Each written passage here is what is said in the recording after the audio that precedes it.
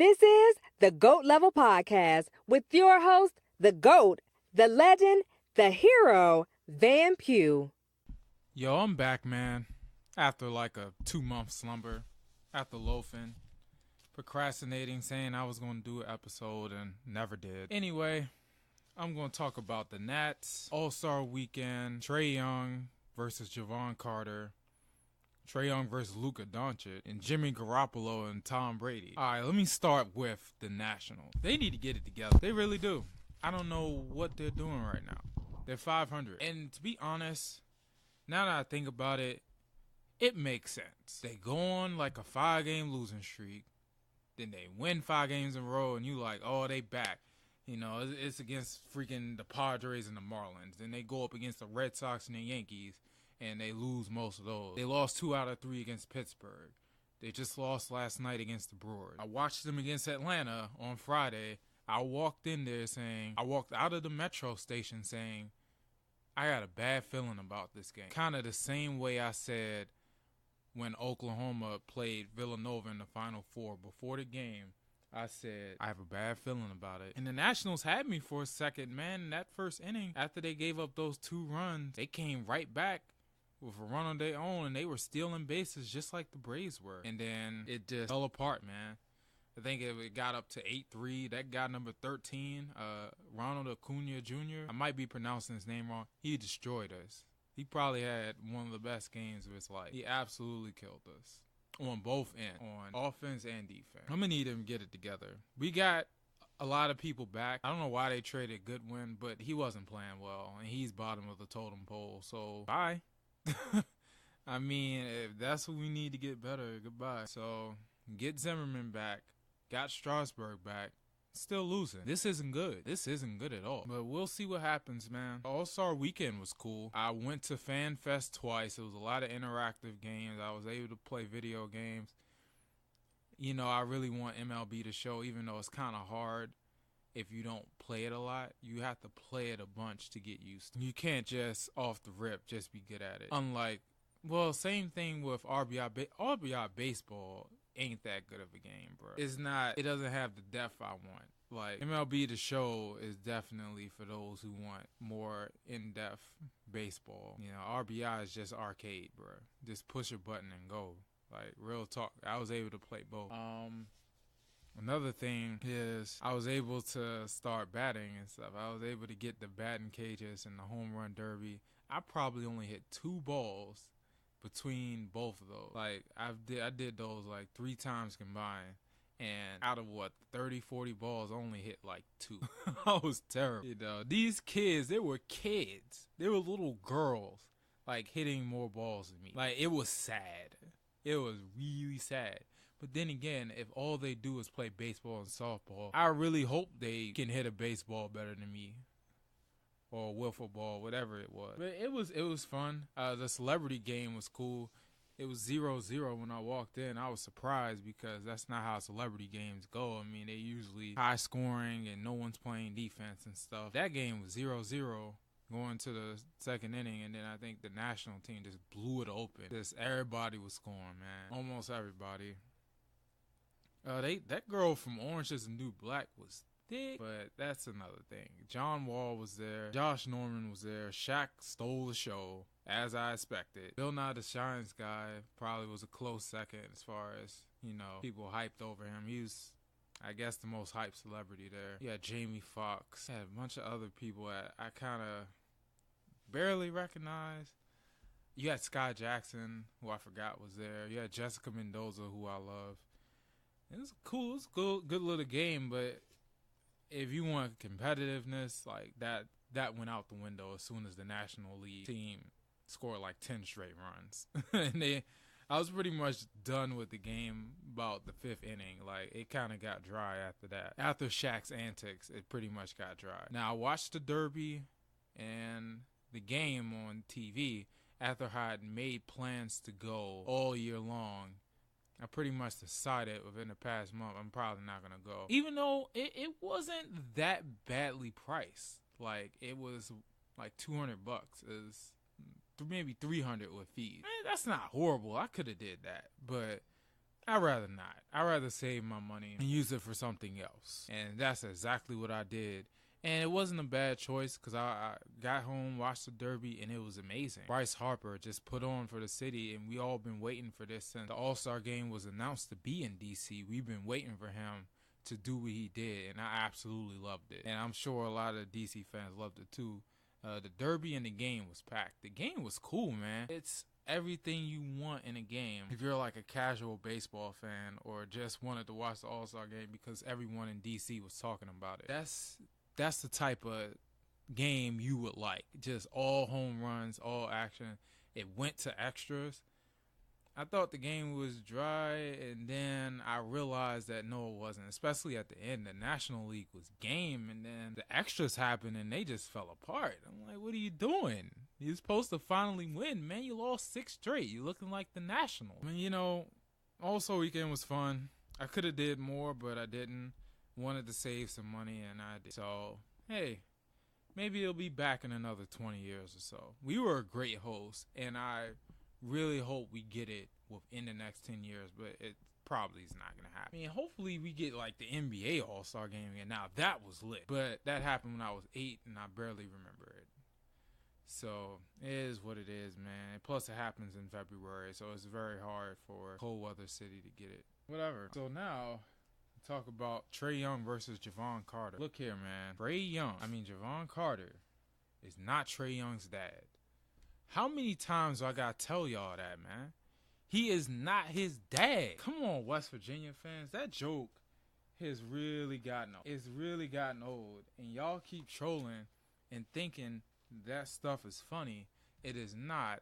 And he is not Trae Young's dad. I don't know how many times I gotta tell y'all. I mean, look at Trae Young's numbers versus West Virginia.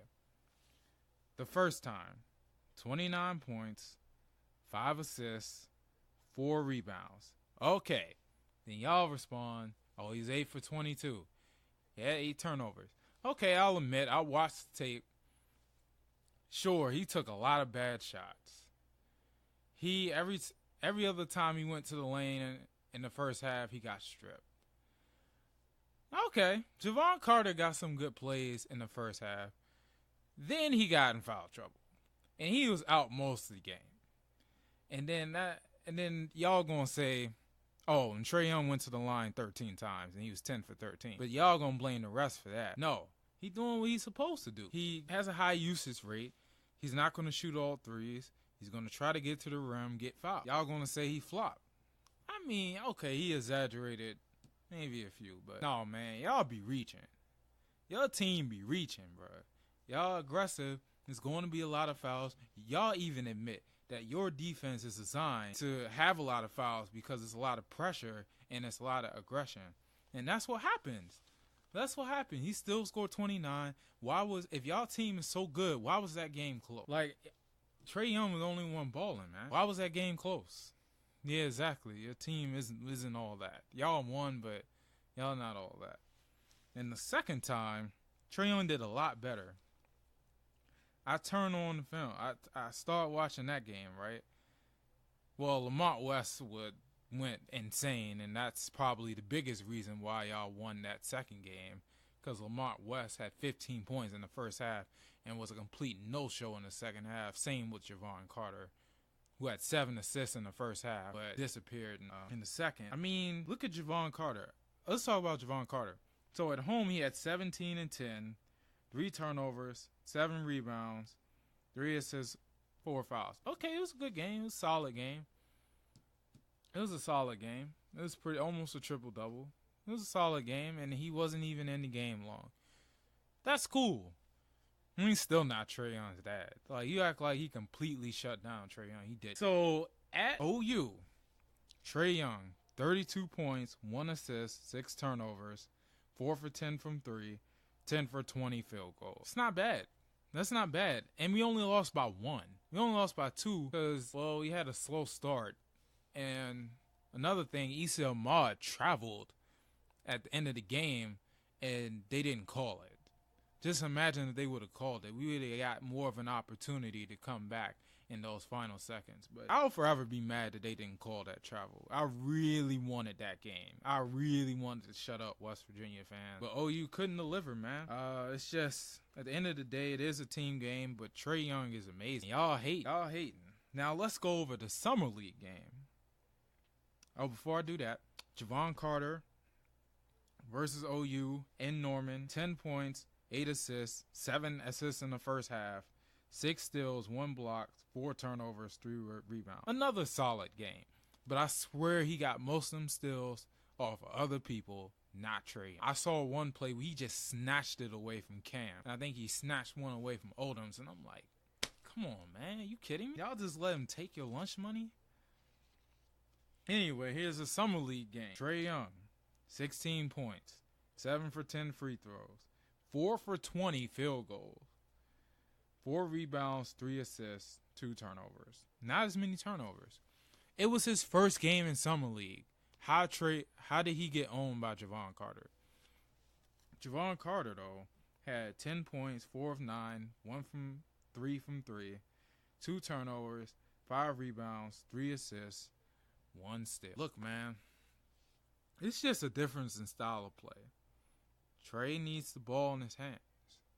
Like, he has a high usage rate. He's still a really good player. Jevon Carter's pretty good. He ain't Trae Young.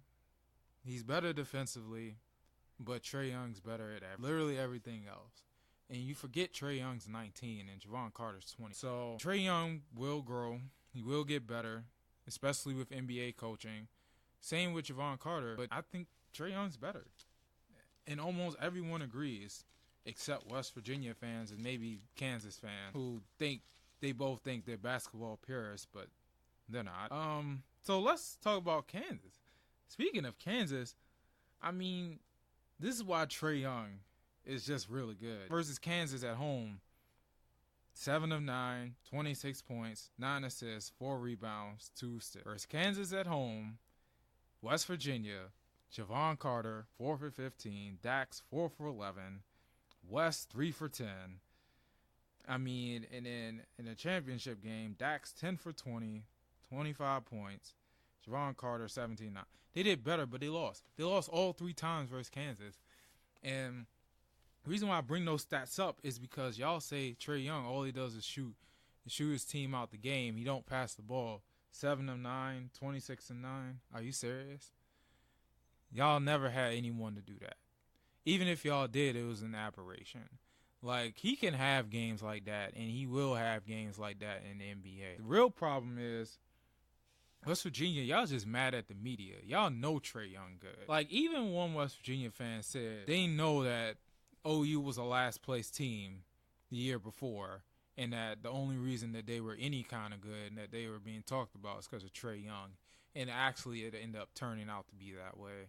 I really believed in our team. I was like, oh, we got a veteran team around Trae Young. We going to go all the way. Then we just turned into the team we was last year. Hey, honestly, you can't be mad at us because it was working at the beginning of the season. We got all the way to number 4.